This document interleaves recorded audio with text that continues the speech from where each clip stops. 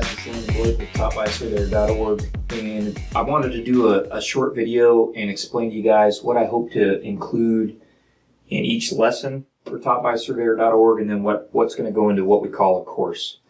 So here's what I'd like to put in a lesson. Of course, the main part of the lesson is the video, right? You guys know that. It's usually me standing in front of the whiteboard.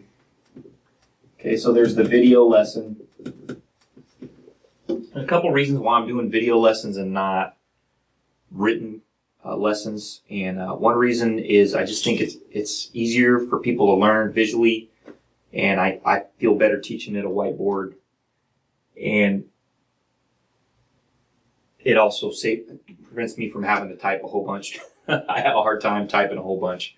Because I type too much already, I use the keyboard too much. So that's one of the reasons why I'm trying to do the video lessons. So, but I want to do give you guys some stuff that goes with the video lessons. There's a chance that kids won't be going back to school in the fall with the coronavirus, and so I worry a lot about kids falling behind, and so I want to give parents and students some more tools. So here's what we're going to try and include in the lessons. I'm going to just try and give you some teachers' lesson notes, and that's going to be like a page or less. It's just going to be, and it kind of help you if you're a parent and you're trying to teach your student, like, what are the key concepts that they're going to learn in the lesson, and how can you make sure that they're getting the concept, that they understand the concept. Then we're going to have some worksheets. A worksheet is going to be like a graphical tool that helps the kids practice the skill or the concept in the lesson. So, for example, we've got a video where they learn how to simplify fractions, and we're going to have a worksheet that they can use that walks them through step by step on how to simplify a fraction. And that sounds like overkill. If your kids don't need that, that's fine. But if you're like me, I'm dyslexic and I need stuff step by step. And so the worksheets are really going to help kids as they first learn to build their skills. So and it helps kids that are messy and dyslexic like me. So we'll have some worksheets. We're going to give you guys some practice problems. So, I don't know, 10 or 20 problems that let you practice the problems that were in the video. And we'll give you the answer sheets to those too. And we're going to try and, when it's appropriate, give you guys some exercises you can do with your kids. So maybe you take a tape measure out and you're actually measuring some stuff, or maybe it's you're drawing something on a grid. Anyways, we're gonna try and come up with like some concrete, tangible things you can do with the kids that allows them to practice the skills that they learned in the lesson. And then sometimes, if it's appropriate for the lesson, we'll have an infographic. So, for example, we'll have an infographic that shows you the types of fractions. We're going to do an infographic that talks about the types of numbers, and we'll probably have an infographic that talks about number lines and the parts of a 2D grid. And then we're going to try and give you a section that gives you ideas on how you guys can learn more about the topic that's covered in the lesson. And we might put that in the teacher's lesson notes. I haven't decided, but we'll try and link to some other videos on the internet there and some other resources. Could be books or articles or other videos online. Where you can go and get some more information for the lesson that's being taught. So that's what's going to go in a lesson. And a lesson generally is one video, covers an individual topic. Then I want to talk about what is a course. So as we add lessons, we're going to try and organize them into courses. So what goes in a course? So a course is just a group of related lessons. So for example, we're working on one right now that's going to be all about fractions and ratios. Okay, we're going to do one that's on just working with numbers. Okay, and that's going to cover number lines, rounding, significant digits, unit conversions, just kind of basic skills on working with numbers.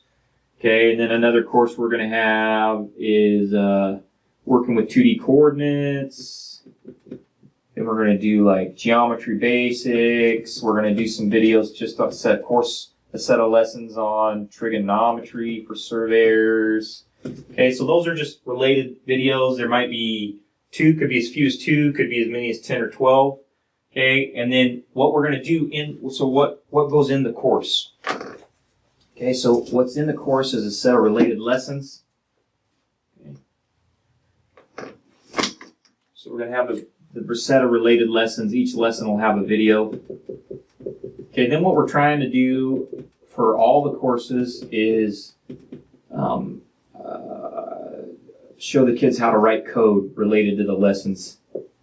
Okay, so that'll be in either, we're going to use Python. So we're going to use Python, Zojo, which is a basic programming language, or we'll use C# for the more advanced students. Okay, so one of those three languages. I'm using Python because it's really easy and it's open source, it's free. I'm using Zojo because there isn't a good other basic alternative for Windows. Zojo is $99 for a license, 1-year license, but it's a really cool, it makes it super easy to build visual interfaces, GUIs, and so if your kids are interested in that, it's worth the $99. I'm going to show you how to do that. And then we'll do C#. C# is also open source. It doesn't cost anything. It's a little more advanced programming language, so it'll be good for high school or college students. But I want to do some code in C#. So we're going to try with every course, even with geography, we're going to try and get your kids into some code because I think it's really important. It's a really good skill to learn in today's economy.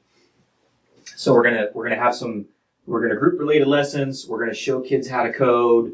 Let me see what else is gonna go in a course. Then we're gonna try and have some tests, multiple choice tests that will test your kids' knowledge on all the related concepts in a course. And I haven't decided yet, but we might do some kind of completion certificate that your kids can get. I'll have to work on that. We'll try and do something that's not totally corny. But it's good to recognize your kids for their efforts.